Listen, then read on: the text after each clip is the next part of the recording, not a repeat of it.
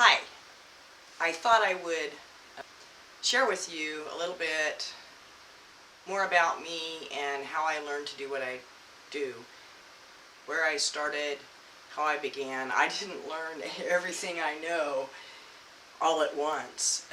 My knowledge and ability to help myself and my family first, and then other people, close friends, and then the wider community didn't happen all at once, and I have literal hands-on experience since 1991. The interest definitely started before then, and was very interesting. I've always found the human body very interesting. I've always found anatomy very interesting, some parts more than others. Just how it functions and why. Born a why child. Why has a really long tail, so it's a never-ending story. This won't be in exact order. I don't have very many books, not really. I don't have this super huge shelf. It's just a small amount in comparison to what, others. But I did learn in purchasing books to learn from that you really have to be careful of the literature. Books are easy to write. Really, it's a lot of copy and paste, seriously. A lot is plagiarized. Some of the important things to look for are people who have wrote these books. Some are herbalists and some are not. Some have alphabet soup after their name and some don't. So what is really important to look for me, and maybe you'll find this true for yourself, is getting the book, and I scan through them, especially in a bookstore, which is nice because I can actually look at it a little bit first. I like to read about the author. I like to read the little preface and stuff like that and learn about them a little bit and see if it feels like they're credible and they know what they're talking about. Their hands-on experience. When I'm reading through these and stuff, it's really nice to read. In my experience or in my herbal practice, I have helped people with such and such. These were some of the results. Plants are nature's chemicals. They are the natural form before synthetic medicines were created. Science helps by telling us the exact chemicals. So for myself, keeping in mind that people write books for different motivations, and do your best with figuring that out. My experience is some people wrote a book and they studied herbology and plants for a length of time, what seems to be a long time, for instance, maybe 10 years, and then they didn't do anything else. For me, being an herbalist and studying plants and human health has actually become a lifestyle. Humans are dependent on plants. Plants are truly in control. Without plants, think about what the world would be like. And plants, that means trees because they're plants. It would be nothing. The humans wouldn't exist. We eat plants. They give us nutrition. We use plants for medicine. And in my experience, they work. In my experience, not every plant works for every person because each individual has a different chemistry makeup. We have similar chemistries, but there's differences, especially when you can analyze that in blood tests and stuff. That's fantastic. Plants also, we are made of dirt. Dirt is chemicals. We have the same chemicals in us dirt does. Plants grow in dirt, therefore plants get the chemicals from the dirt. That's really important when you're harvesting, is watch out for polluted places and stay off the road. Don't get anything on the side of the road. Get off the road. Just something really important to remember. the very first book I started with this is a very old edition. They have newer editions. Back when I bought this book, it was like $8.95. It's called the Nutrition Almanac. A lot of people have heard of this. And it covers nutrition and calories and stuff like that, herbs. I bought it because of the herbs. They've done a really good breakdown of what, food does for us and stuff like that. And it's not really intense or seriously detailed, but it gives a lot of things. It talks about health problems and what the general symptoms are and stuff like that. A little bit about how we, take care of our body. I bought this book. I thought I wrote the date in it. I usually do, so I know when I started learning something, because after a while I can't remember. You think you'll remember, but my experience, trust me, you forget. Bought it definitely somewhere in the 70s and 80s. 80s more like it.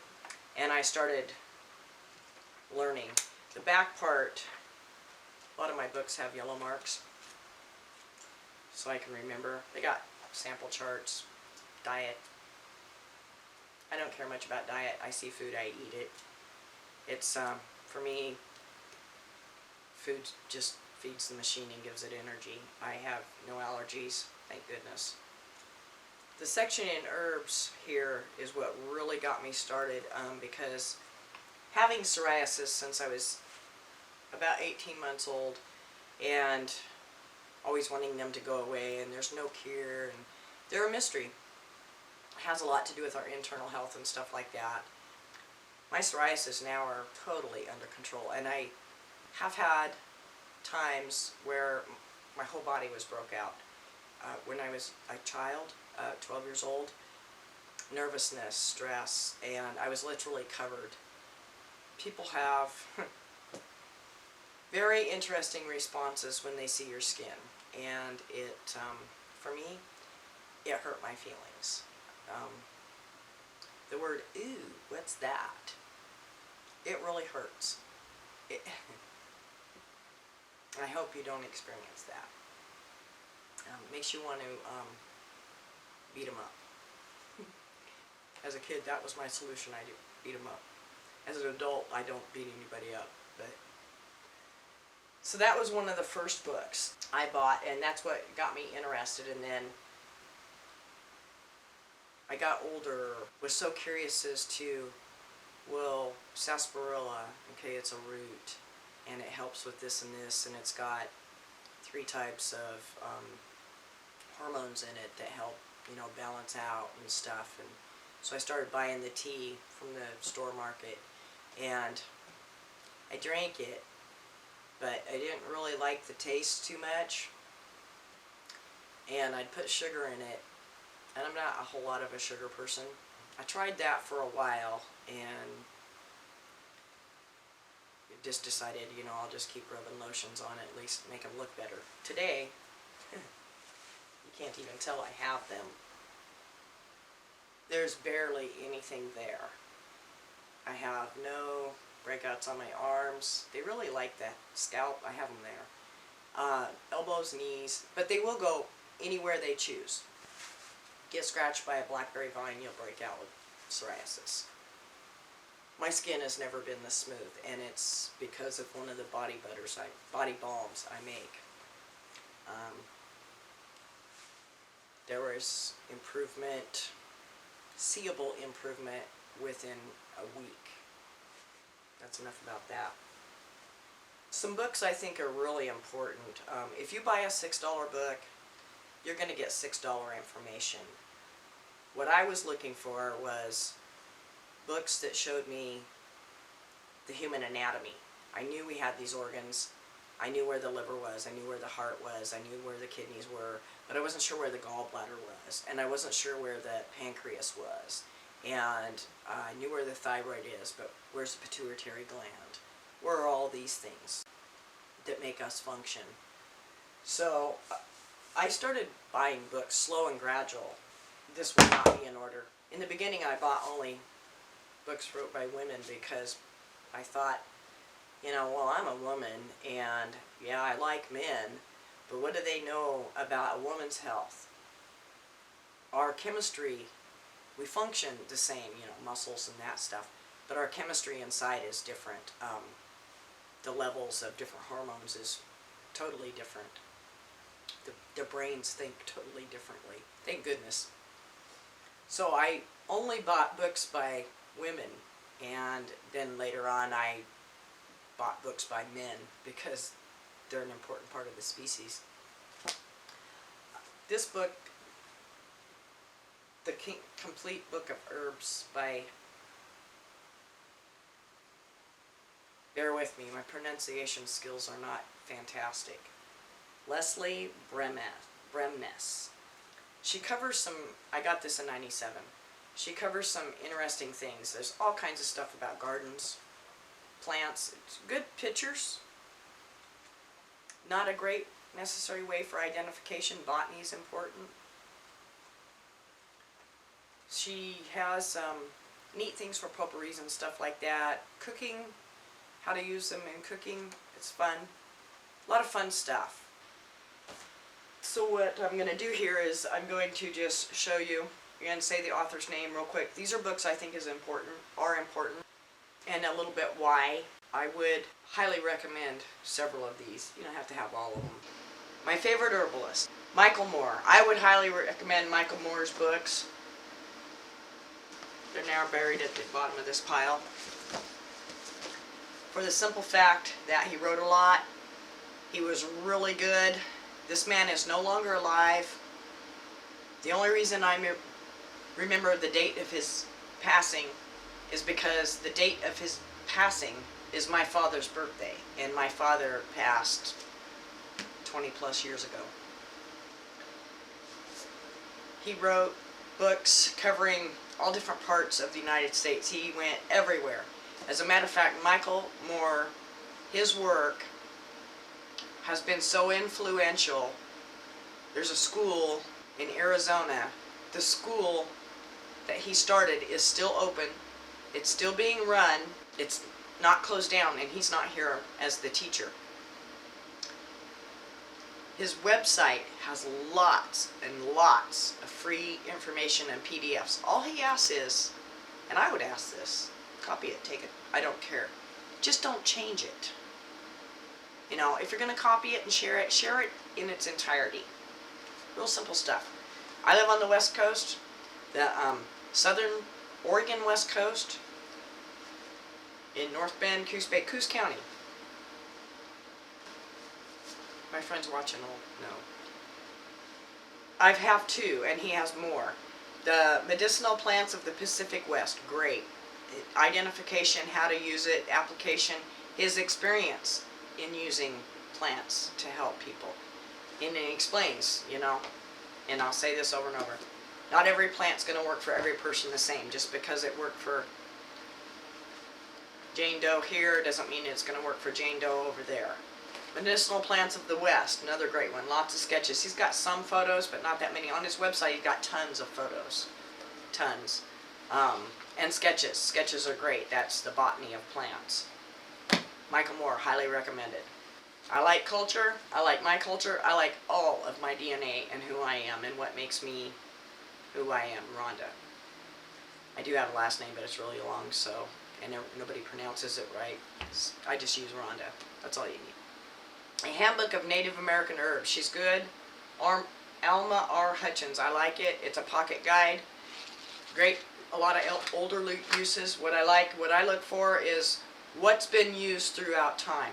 What's been used through history. What has worked over and over and over and repeatedly for the same issues. I have books that, you know, I started seeing these contradictions.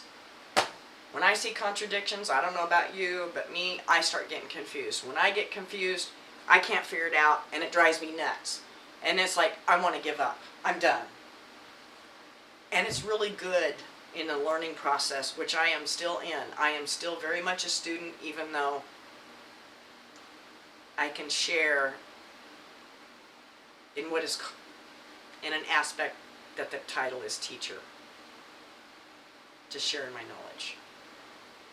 I'm learning to accept that I am capable of teaching people. It's a process.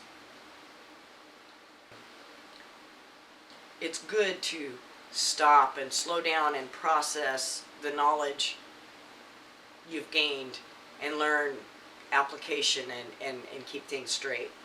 This is Back to Eden by Jethro Kloss.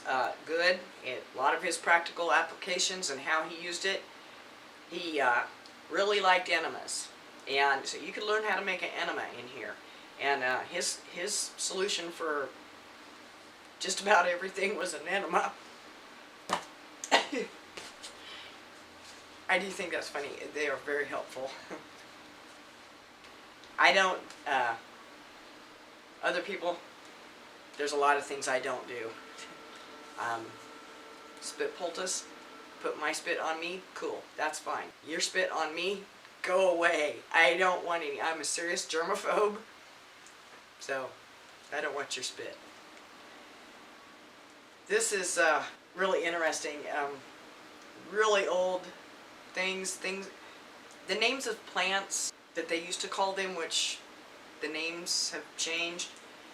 There might be some Latin in here. One thing about Latin is it's changed there actually through scientific medicine. And it's real frustrating once you get to know something and know its name and family, then they change part of the Latin name. And the reason for that is by being able to study and break it down, they've learned that it really does truly belong with another family. It's more related to another plant. A lot of things that have came to this is butterflies. This butterfly eats this plant and it eats this plant, but according to the Latin name, they're not in the same family. But it doesn't eat this plant, which is in this plant's family. So the question is, which family does this plant belong to? And that's what's led to that. And it can be confusing and frustrating. It's just we need to adapt a little and understand that plant in the middle here really belongs over here with this family, not the family over there, because they're more similar. So this Indian's Physician Medical Plants book by Dr. Besides Michael Moore being the #1 go-to reference and liking his books and his writings for identification and use and practical hands-on experience, there's a few other I like for many other reasons. Start with some simple ones that I find are important for me out wild harvest. This is a book called Edible and Medicinal Plants of the West by Gregory L. Tilford, and the foreword is by Michael Moore.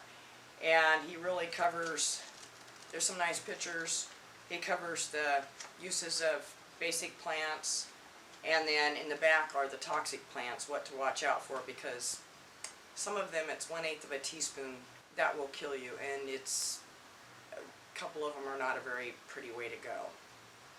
So I would recommend these to know that if you're lost out there, what can you eat? Well, what can't you eat? What are you going to be safe with for survival? And hopefully nobody ever does get lost, but if they do, you got a pretty good idea what you can eat. And I find that personally invaluable, and his information is great. His pictures are good, they're pretty close up, and he describes the differences between them, like, you know, true Solomon's seal and false Solomon's seal. So that's really nice, and there's just minute differences. They're actually hard to tell apart until the flowers are on there. Then there is this is an older book by a naturograph. It's a nature graph. And it's Wild and Edible Plants of the Western United States. It's a very old book, and I found it, I got it in '96, and I find it very interesting too. The sketches and the descriptions of what to eat, this is really geared for survival out there. This one I got in 2000.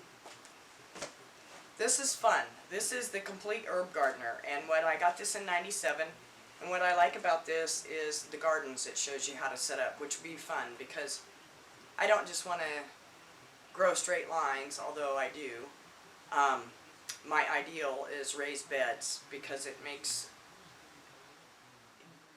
de-weeding the plants that I don't want there in that particular herb bed easier to do than, you know, literally in the ground and trying to keep up with the grass. And it shows, you know, companion planting in the environments they like. And it's very interesting. A lot of foods are covered and stuff like that. I like it for the suggestions in the gardens. Indian herbs covers some small, not a lot of plants, but what the Native Americans use that are right here. I got this in '96. It's good. Green Witch Herbal. I like this. Restoring Nature's Magic in the Home and Health. It covers a lot of beauty care. I got it in '98. Has some nice recipes for like hair rinses and beauty care, the skin, the nails, stuff like that, stuff to use in the house, insect repellents.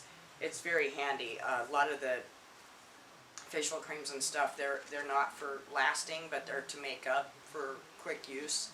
If people got time, that's a wonderful way to go. I don't really want to make deodorant and have to reach in the fridge and put something really cold on my pits. The Bach flower remedies. I find this book very interesting. I got it in '99.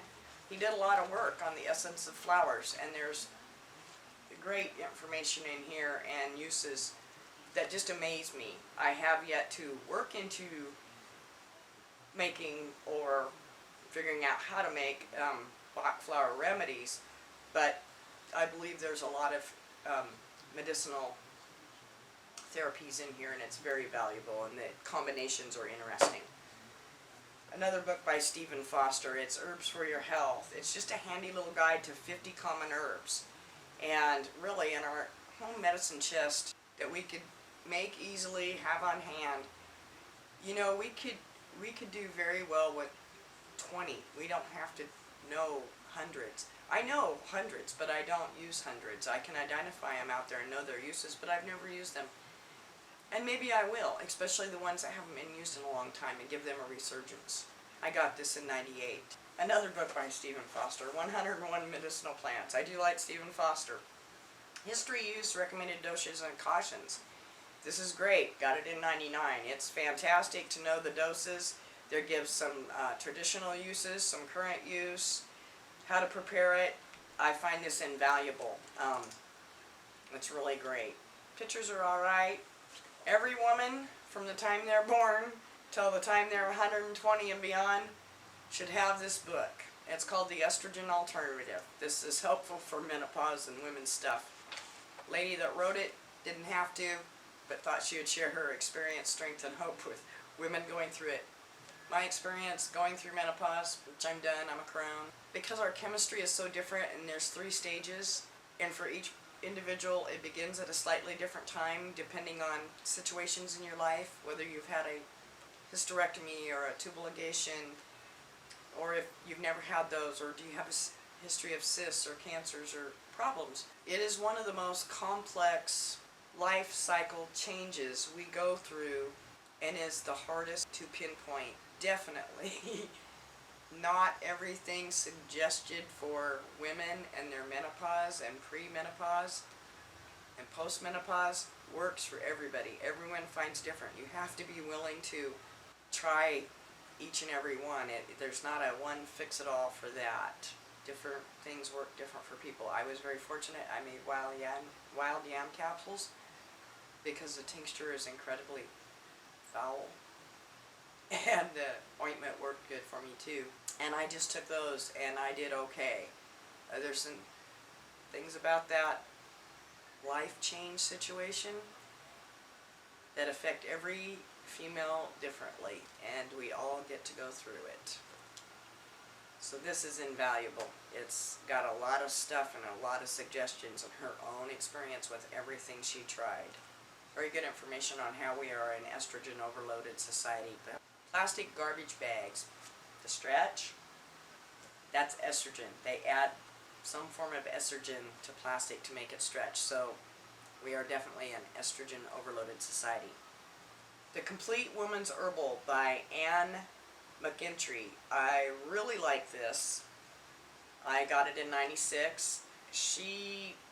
How to prepare the remedies, the sketches, what to use in what stage of life, a little bit about anatomy, the health systems, how they work. And it gets into the definitely the different stages. Some I have actual pictures. Their uses. In the back is the later years. There's like first aid cabinet, what to have, different things. I really find this incredible. A nice little chart here for first aid, and then like what plant. You got to definitely get out a ruler so your eyeballs don't go crazy, but it's really interesting and nice to have a chart like that. You can just go, oh, yay, that's it. Richard Mabey, the New Age herbalist. I like this. About nutrition and relaxation and glossary. Got it in '95. It's got some great pictures. I find this a very, very nice book. I found herbs and pictures in here that I didn't find anywhere else, and different uses. Practical herbalism, you know, some foods and stuff in basics. I think in here he does cover some of the energies. Definitely first aid, a lot like McKintrey, but just a different perspective. So I find this very good. Richard Mabey, M-A-B-E-Y. This is a fun one. Culpeper, Color Herbal. I got it in '95. And he walked clear all over this country, and there, you know, these practical color stick sketches. He gives, you know, uses, and then when they've been able to find the modern uses, they are in here because it's a. What's fun about this book is don't take the medicinal virtues to heart, but the astrology, and definitely the flowering time. It definitely gives its common name, and so a little bit of folklore about it. So it's really fun that way. I enjoy it, and he covers a lot of plants. So, you know, he was alive a long time ago and hasn't been here for a long time, but what this tells me is, you know, plant medicine has been around for a long, long time, way before the chemists started making synthetics. This is prescription for nutritional healing, and as you can see, I've literally wore the pages out. Husband and wife both write books. MD, CNC, great. I only bought one because they both wrote it, and I looked at the other one in the bookstore, and I'm like, it's the same thing. So I buy one. I got it in '97. What this helps me with, it covers minerals and stuff. There's some different therapies in the back, some hydrotherapies and things like that. Breathing. He really refers you to a lot of companies that sell the herbs. I like it for. It gives a description of the ailment and what the symptoms are, so that definitely helps with symptomology. How to measure your blood pressure. These things are kind of important. For me, they are. You know, I just don't want to have to run to the doctor every couple of days and, you know, and get labeled a hypochondriac. David Hoffman, I got a couple of his books. I don't know which one's newer than the other one. The New Holistic Herbal by David Hoffman. It was a best-selling herbal at the time. I got it in '95. The ecosystem and biosphere and, you know, self-healing and energy and some yoga stuff and the circulatory system. This is really good for getting to know our body and what they do, you know, our organs and what plant works on those. It's very good. And his information, of course, is very good. He also gives, there's infections and infestations. Chemicals, you know, I mean, I am by far from knowing this kind of stuff, by far. Then the actions. He even shows, you can definitely tell these are old pictures, how he's making his tinctures, gathering them. He does give the dose on, you know, 1 to 4 milliliters. I was really, after I started making them, I really needed to know how much do you take and what does that mean? How often do you need to take it? And that would, between that and Leslie Tierra has really helped me a lot. The others do help, but sometimes, like in this, it says take according to the instructions on the bottle. It's like I don't got the bottle in front of me and some big company made it, so what does that mean? This is another one by him, the complete illustrated Holistic Herbal, a safe and practical guide to making and using herbal remedies. This is incredibly handy, by David Hoffman. I got it in '97. And they give really good photographs, gentle cleanser, more about anatomy and what goes where, what plant works on what. Not that it won't work on other things, but you know, the antimicrobials, adaptogens, expectorants, those are important things to know, what they do in our body. Gathering them, making things, decoction, covers a lot of stuff. Capsules, I would never make my capsule by hand like that. I've tried it.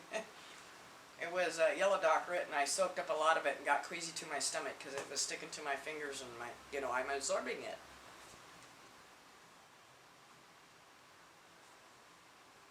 Because our skin is our largest organ. Finally told you the answer. So this is great. Really knows what he's doing. Covers a lot. Also, what they don't work with. He covers a lot about plants that work together in a formula and plants that you shouldn't put together, that they don't work so well together, because if you mix them, it makes it inert. You've just canceled out the whole purpose. So that's good. In the back, more about anatomy and muscles and actual sketches. I wouldn't call these photos, but you know, for me, I kind of need to know how these things work and where they're connected, so I can know how to apply, say, a comfrey root poultice or comfrey ointment. Comfrey root, I call it knit bone because there's rosemary in it. Female stuff. I really like that.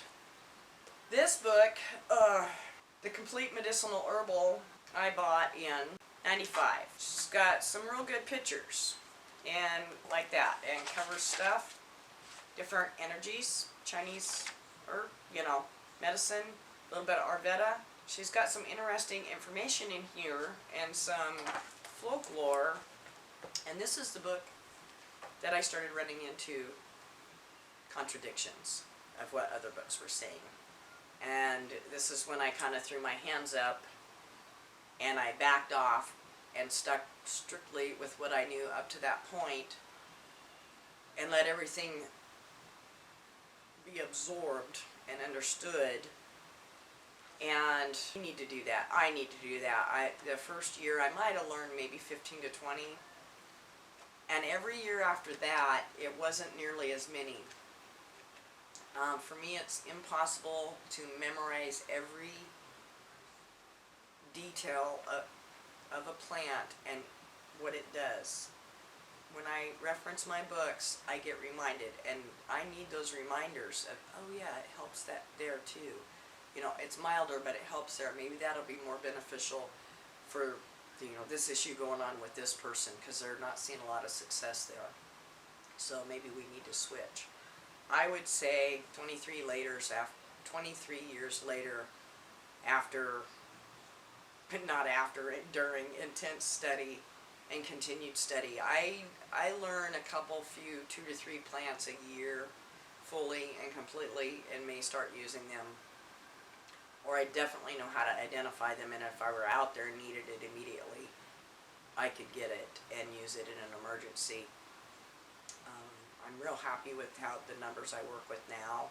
There's quite a few I don't work with that are quite popular, and I don't work with them because they don't grow here. And Arnica's probably a good plant. I don't use it because it doesn't grow here.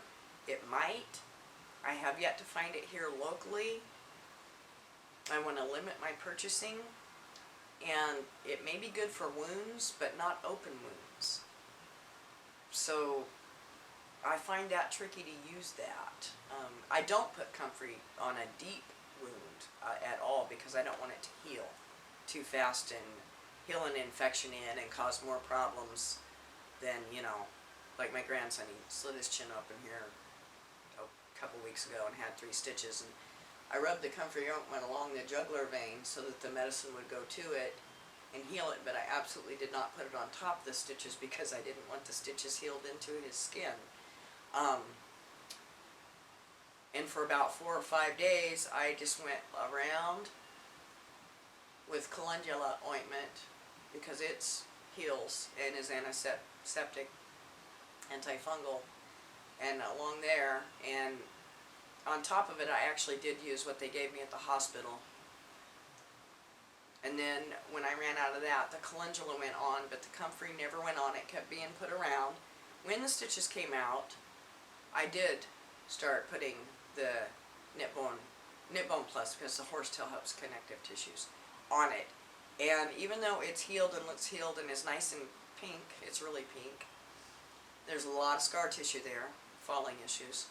I just continue to rub it on there to continue that healing process. Even though things look healed, the process is really a lot longer than the wound being closed. I mean, it's sufficient, but it's not really, our body's not done healing those tissues. This book is where I got my beginning formulation for my ointments.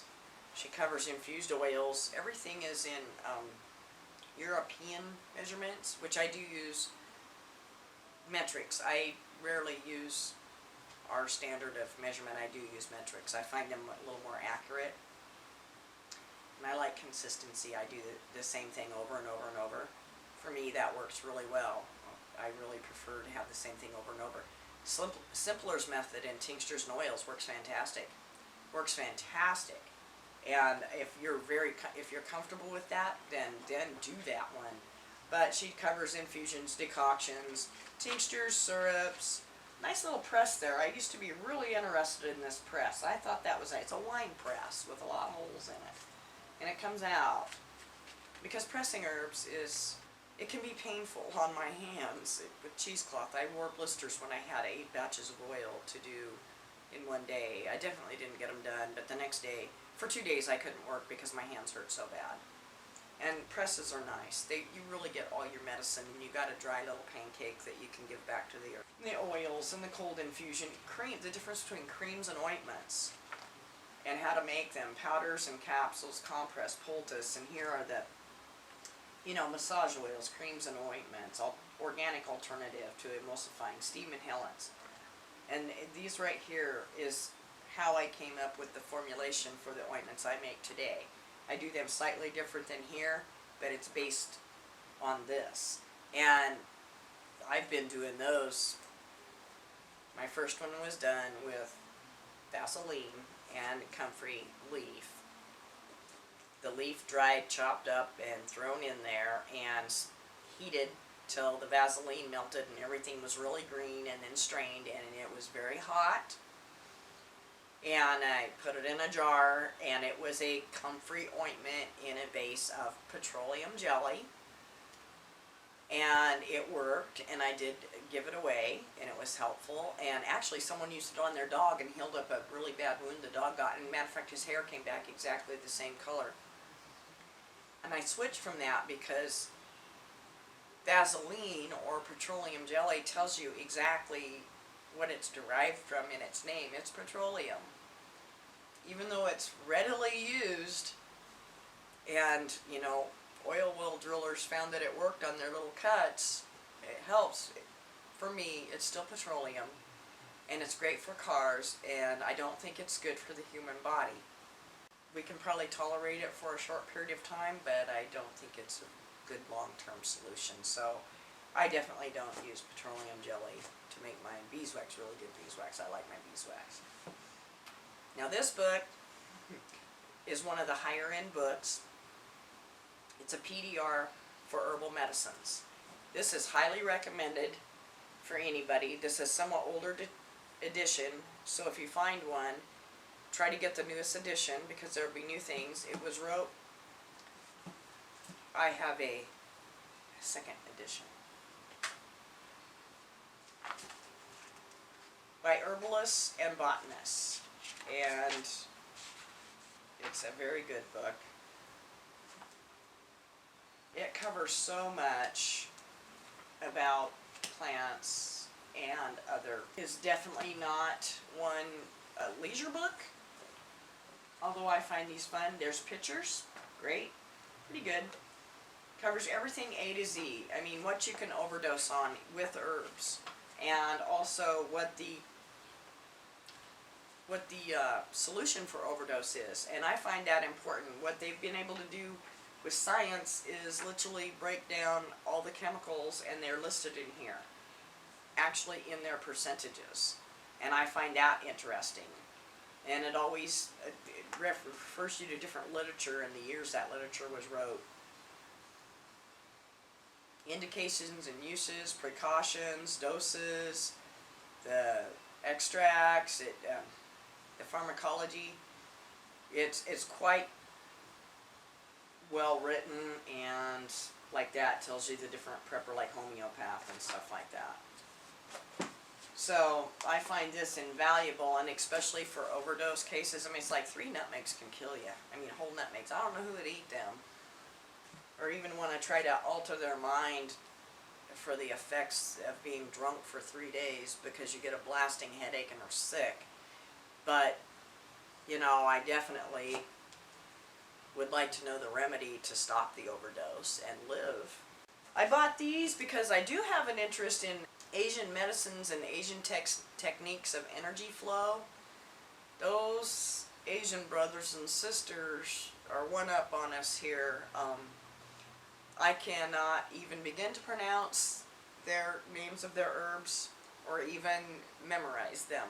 But it gives a lot of techniques and how to use them, a lot of healing energy techniques, a lot about the hands and how to tell what's going on with people. So I find this very interesting, and I'm a very slow study in this. And this is a complete illustrated guide to Chinese medicine, a comprehensive system for health and fitness. The Asian, this one I got in 99. This one I got in 99. I really do like their artwork. I think it's great. So it gives these things and shows how they use their stuff. Some of their stuff I kind of personally wouldn't use myself, like animal parts. Don't think that's okay for me. But I like the energy cycles, how that works, and how to tell what our body's doing. They've done some serious intense study. I've used some of these techniques myself, and people have gotten relief, you know. And so I'm definitely still a very slow study at this, and I use these as reference. The massage is great, has the releasing points. I am definitely not a licensed massage therapist, nor am I a licensed Reiki person, but I do practice those on my family and my friends, and I have done chakra work with crystals on friends, and they get incredible relief. It's a gift. I don't know why I have it. I won't abuse it, and I do help people with it. And there's many ways to not even touch a person and the energy moves. I absolutely don't understand it, but I have practiced it and I've seen it work, and I have no massage license or anything like that. I honestly don't plan on getting it. Just keep that strictly private. So these are the books I use. I have some more that are handy.